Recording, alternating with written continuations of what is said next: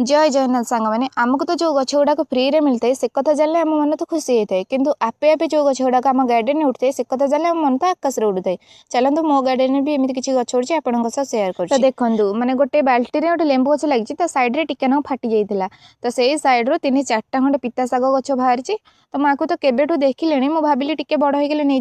तो जी भी मो यथेष्ट तो मुझे डेरी नक आज ही ओपाड़ी देती शाग भितर नो कम्प्रोमाइज मत सब शाग भल लगे शाग मोर अलवेज फेवरेट तो एतिक भी सरी नाला मैंने आउ गोटे जो बाल्टी लगे मंदार गछ से सैड्रे भी एमती टिके फाटी जाता सेठी भी गोटे एमती बड़ शागटे पाई से 3-4टारे जी शाग ये गोटे भी सेतिकी तो शाग जेहेतु कम अच्छी तो यही शागे मुझे गोटे बढ़िया रेसिपी देखी तो चलते आपने देखिए।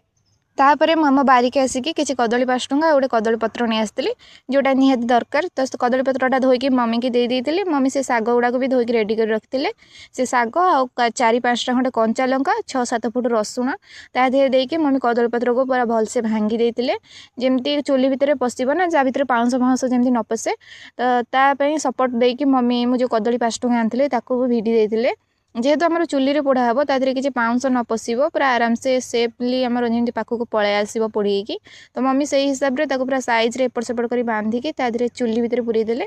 तापर आमर पूरा पोडिकी रेडी हो जाम पिता शाग तो जी खाई निश्चय कमेंट कर कहे जी खाई ना निश्चय थे ट्राए करेंगे और कमेंट कर कहे केमती लगुच तो आपण मैंने सामने ही देखिपे केमती शागटा पूरा सीझिकी पलि आसी पाउंस भी पशिनी किसी भी धूली माटी लगे तापर मम्मी टे सोरिष तेल लुण पकईकी बढ़िया से चकड़ी देले